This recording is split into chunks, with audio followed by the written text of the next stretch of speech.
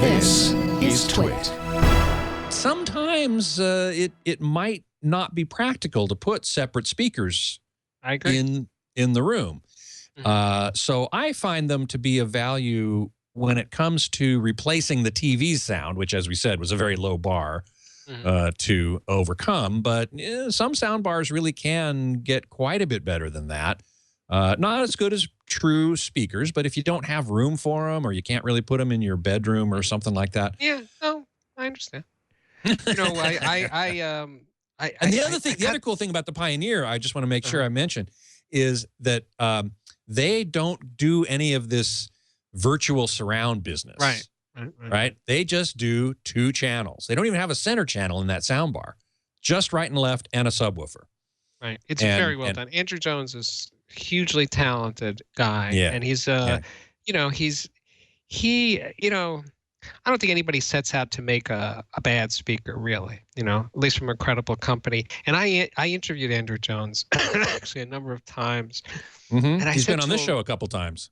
Yeah, he's a great guy. And I said to him, so what makes you so special, basically? Like, how do you do this when no one else can, you know, or very few people can?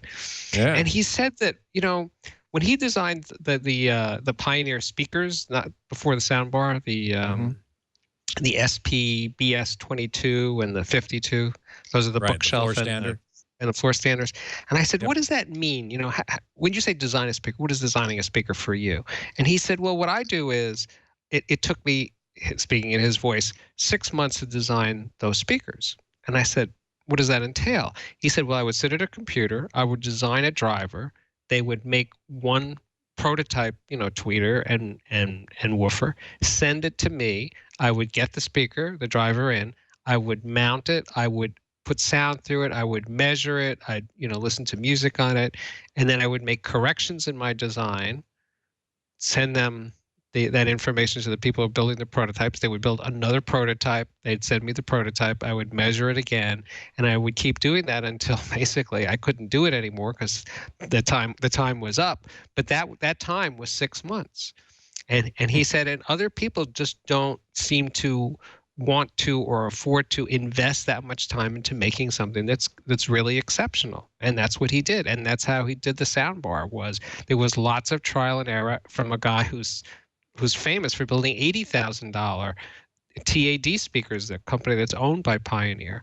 So he's used to working without limits, and actually he enjoyed working within the constraints of making something great that was very affordable by real people. That's not too many people that work that way in the audio industry, you know. That's correct. So, and he really did a great job, I think, as well. I'm sure you will agree. I mean, for the money, those speakers are amazing. Yeah. And the soundbar is amazing. And the soundbar is amazing for what it is. Yeah. Absolutely. A few that I would recommend for people who absolutely need one. Although I did say to Andrew Jones, I said, but if you had a choice or someone asked you, well, what sounds better, the soundbar or a pair of the BS22 speakers and the subwoofer and a stereo receiver? And he said, well, the speakers are going to sound better. It's a less compromised way of making sound.